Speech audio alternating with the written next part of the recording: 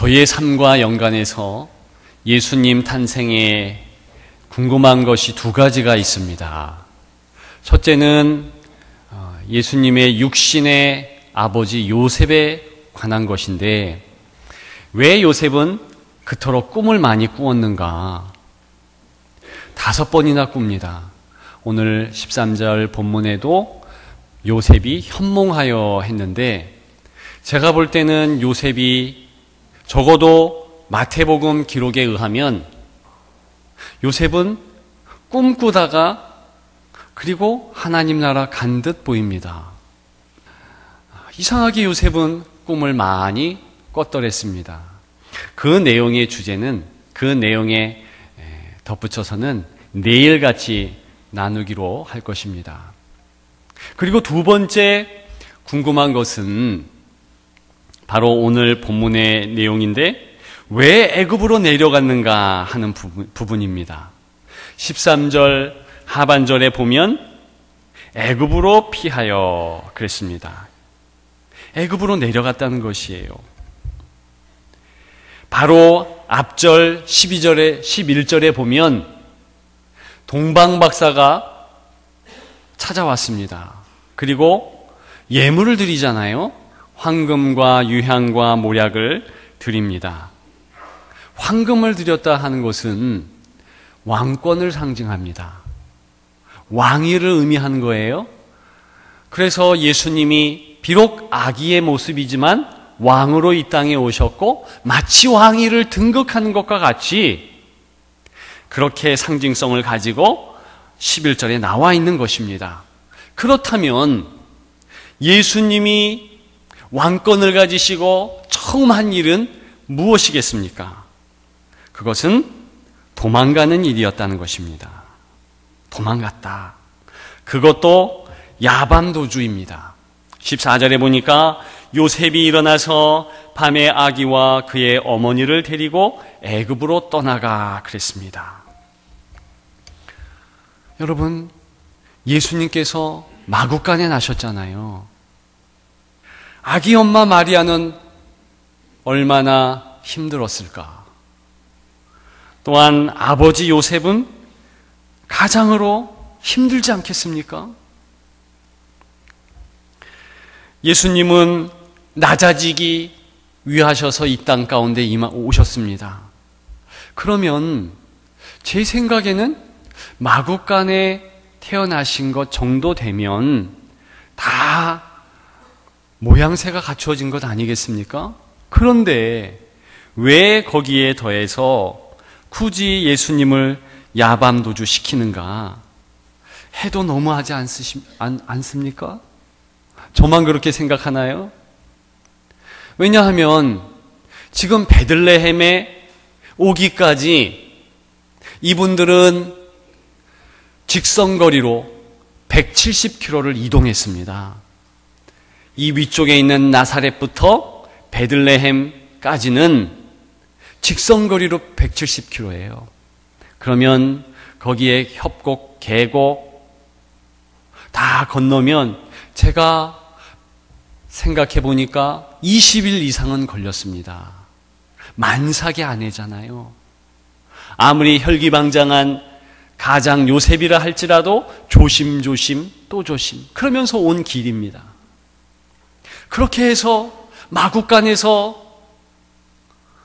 예수님이 탄생했는데 요셉에게 현몽에서 하나님 지시한 것은 고향으로 올라가라 이것이 아니라 지금 도망하라 그것입니다. 그것도 야밤도주 하라는 것 아니겠습니까? 지금 베들레헴에서 애굽 카이로까지 내려가야 되는데 거리가 얼마 되는 줄 아십니까? 500km 이상입니다. 500km. 그래서 따져보니까 2달을 걸리는 거예요. 최소 2달. 그리고 거기에 중앙에는 사막이 있어요. 위험이 도사리고 있습니다. 근데 그곳까지 내려가는 거예요. 성경을 보면 이상한 점들이 발견이 됩니다. 특별히 마태복음 1장에 보면 예수님의 계보가 나와요. 계보가 나오는데 17절에 보면 그런즉 모든 대수가 아브라함부터 다윗까지 14대요. 다윗부터 바벨론으로 사로잡혀 갈 때까지 또 14대요. 바벨론으로 사로잡혀 간 후부터 그리스도까지 14대더라. 그러면서 1장 1절부터 17절까지 이름들이 쭉 열거되는데 따져보면 여러분 14대가 훨씬 넘습니다. 모두 14대라. 아브라함부터 다윗까지 14대. 그렇지 않아요. 더 많아요. 또 다윗부터 바벨론으로 사로잡혀 갈 때까지 14대. 그렇지 않습니다. 더 많습니다. 그런데 생략한 거예요. 지금. 왜 그렇게 하셨는가? 지금 성경은 물론 역사를 기록하지만은 지금 하나님의 마음을 담고 있는 부분입니다. 하나님이 누구를 중요하게 여기시는가? 그것은 다윗이 지금 중요하게 여긴다는 내용을 부각시키는 것입니다. 다윗의 자손이 중요하다. 그리고 또 무엇이 중요한가? 그러면 다윗부터 바벨론으로 사로잡혀 갈 때까지 바벨론의 유수가 중요하다는 거예요. 그 사건이 하나님 보실 때는 중요하다는 거예요. 바벨론에 무슨 일이 있었습니까? 이스라엘 사람들이 다 잡혀간 겁니다. 거기에서 에스더를 비롯해서 많은 주의 종들이 눈물을 흘리면서 하나님을 찾았지 않습니까? 그 눈물을 하나님 기억하신다는 거예요. 성경의 강조법은 때로는 반복해서, 때로는 과감히 생략하며, 또 때로는 샌드위치 기법으로 또는 수미쌍강법으로 그렇게 역사를 하나님의 마음이 어떠신가 그거를 강조하기 위해서 배치를 하는데, 특별히 오늘 본문의 내용을 보면 애굽으로 피신하였다 이 내용이 있는데, 실은 이것 없어도 저와 여러분들 구원받는 데는 아무 지장이 없어요. 특별히 애굽으로 피난 간 예수님의 이런 어려움을 알지 못해도 우린 천국 갈 수 있습니다. 근데 왜 여기에 기록하셨는가? 꼭 필요하기 때문에 기록하셨고, 그 필요한 점은 바로 우리를 향한 하나님의 사랑, 특별히 우리를 불쌍히 여기시는 그 마음이 기록되었다. 우리가 그것을 알 수 있는 줄 믿습니다. 오늘 제목이 뭡니까? 연민, 하나님의 연민. 연민의 뜻이 무엇이에요? 가련할 연자, 불쌍할 민자. 하나님이 불쌍히 여기신다. 무엇을 불쌍히 여기는가? 첫 번째는 인생 자체에 대해서 불쌍히 여기신다. 그것을 나타내고 있는 것입니다. 13절에 보면 한국어에는 잘 나타나지 않는 4가지 명령이 나옵니다. 히브리 말에는 정확히 딱 구분돼서 나오는데, 특별히 첫 번째 명령은 이것입니다. 일어나라. 이렇게 보시면 아기를 찾아 죽이려 하니 일어나. 그런 내용이 나오잖아요. 그게 첫 번째 명령인 거예요. 두 번째 명령은 무엇입니까? 아기와 그의 어머니를 데리고 가라. 데리고 가라. 우리는 여기 데리고 그랬지만 실상은 명령입니다. 데리고 가라. 세 번째 명령은 무엇입니까? 애굽으로 피하라. 피하라. 마지막 네 번째 명령은 내가 내게 이르기까지 거기 있으라. 있으라. 여러분, 이것을 종합해 보면 굉장히 행동을 급박하게 취하라. 이렇게 등 떠밀듯이 미는 것을 볼 수 있습니다.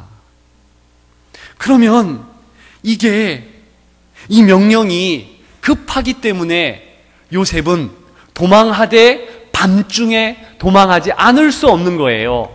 14절 읽은 대로 여기 보면 요셉이 일어나서 밤에 아기와 그렇게 나오고 있지 않습니까? 그의 어머니를 데리고 애굽으로 떠나가. 왜 이렇게 급하게 떠나가야만 하는가? 여러분, 성경에 보면 예를 들어서 엘리야나 엘리사 대단한 능력을 가지고 있었습니다. 천군 천사가 뒤에 있어서 아무리 이방 족속들이 몇만 명, 몇십만 명이 와도 끔쩍 않고 다 이겼어요. 기드온이 그랬고 모든 주의 종들이 그랬는데 지금 예수님의 태어나는 그런 내용 아니겠어요? 예수님 당신만이 권세가 있는 그런 왕 중의 왕, 만왕의 왕이신데 이렇게 도망갈 이유가 없잖아요. 하늘에는 영광, 땅에는 평화. 누가 얘기했습니까? 목자들에게 천사들이 얘기했어요. 이미 예수님이 계시는 그 베들레헴 마구간에는 하나님 무대로 보자면 엄청난 관중들이 그 밑을 주시하고 있는 상황이었습니다. 그런데 왜 예수님이 도망가는가?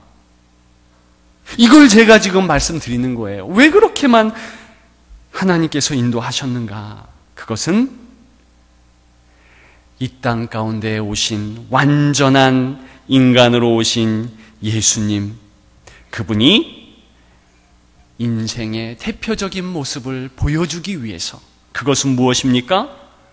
도망자의 모습, 쫓기는 모습을 보여주셔야 했다는 것입니다. 여러분, 이 대목만큼 과연 저와 여러분들의 적나라한 인생의 모습이 어디에 있겠습니까?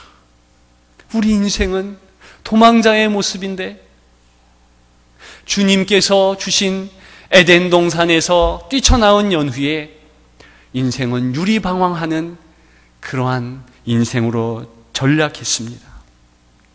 가인이 유리방황했습니다. 비록 가인의 표를 담아 하나님이 안전하게 지켜주신다, 그런 약속은 있었지만 그는 유리방황했어요.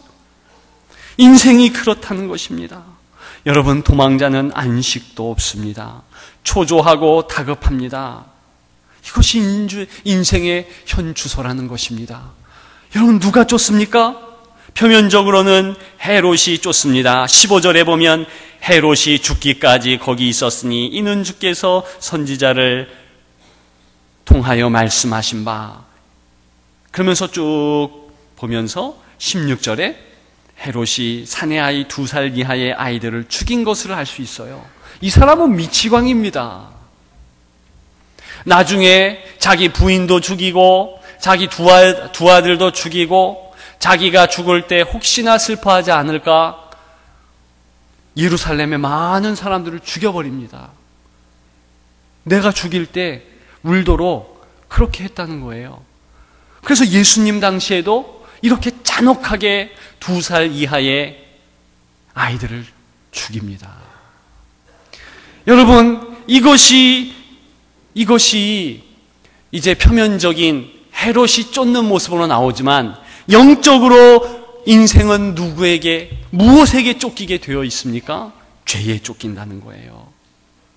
죄의 결과인 사망에 쫓기게 되어 있습니다. 그래서 성경은 사망아 너의 쏘는 것이 어디 있느냐? 쏜다고 그래요. 쏜다고. 여러분, 화살보다 더 빠른 것이 쏘는 것입니다. 더 빠른 것이 오늘 사망아 너의 쏘는 것이 어디 있느냐? 벌과 같이 와서 삽시간에 화살보다 더 빠르게 찌른다는 것입니다. 그게 사망이라는 거예요. 우리를 추격하고 힘들고 어렵게 한다. 얼마 전에 제천에서 어려운 일이 있었습니다. 남자분들 가운데 5분이 돌아가셨어요. 불나신 거 아시죠? 5분이 돌아가셨는데 2분이 목사님이에요.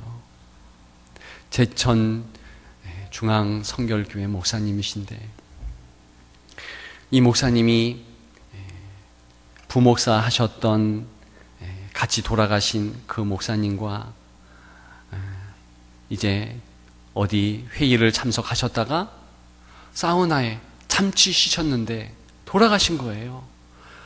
같이 돌아가신 젊은 목사님은 부목사님으로 계시다가 그 교회에서 개척해서 나가서 그렇게 열심히 일하시는 아주 전도 유망한 젊은 목사님이십니다.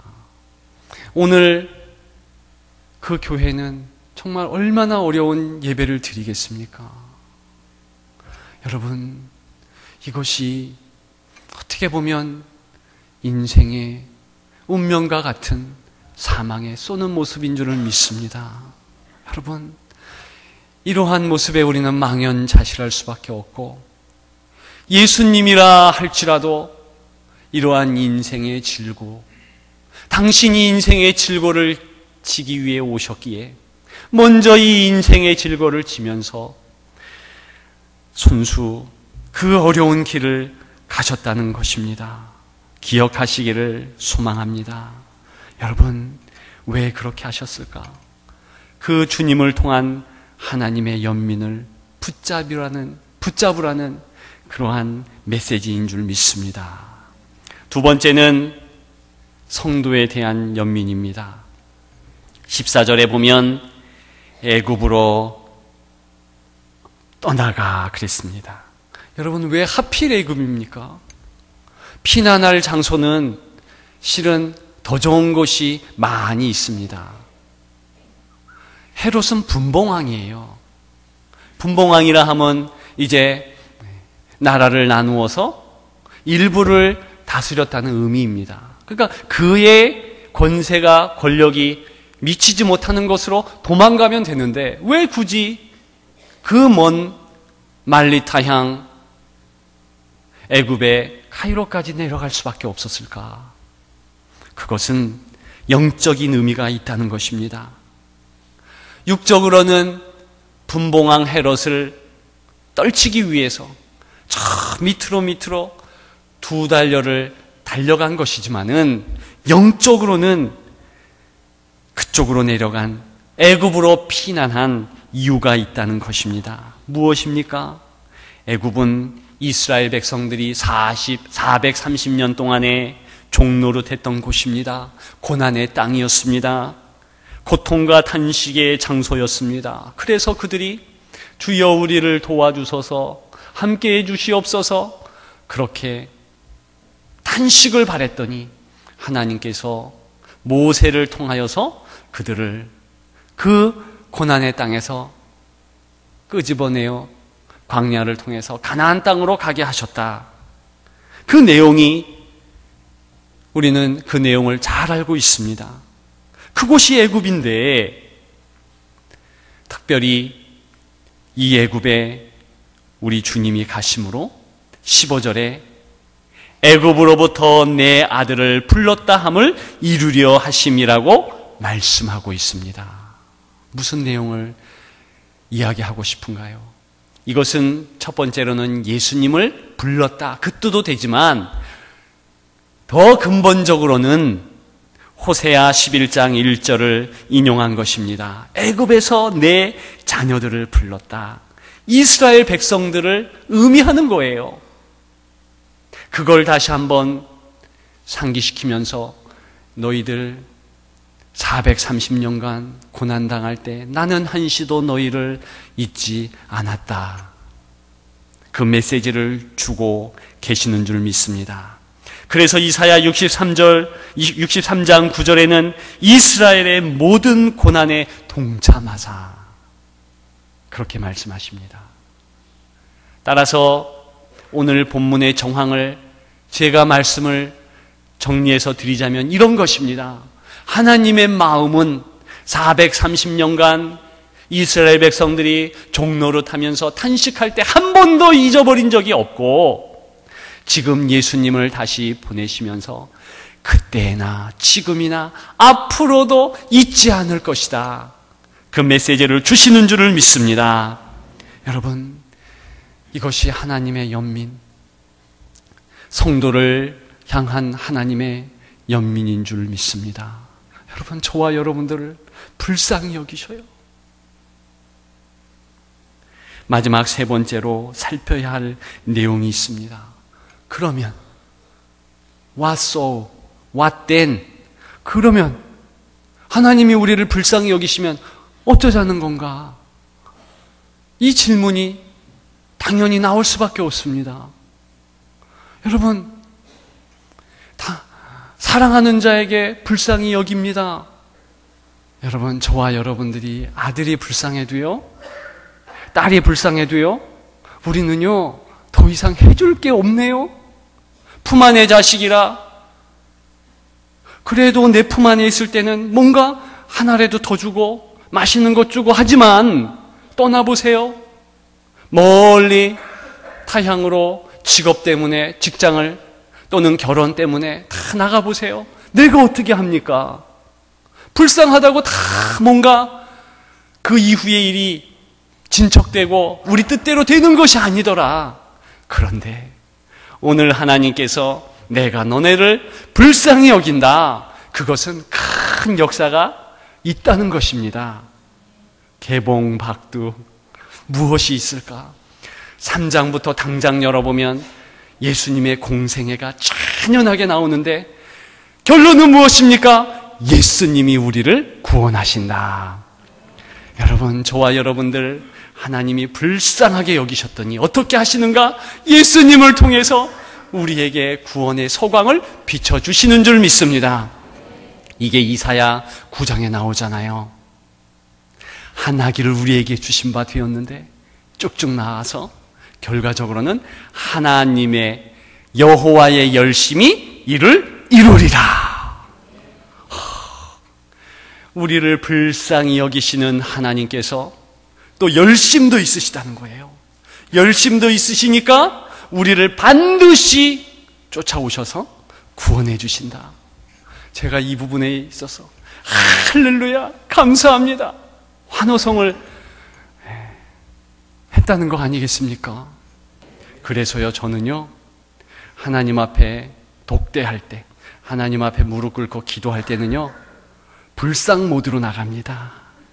하나님, 저 결혼도 엄청 늦게 했어요. 애들도 어려요.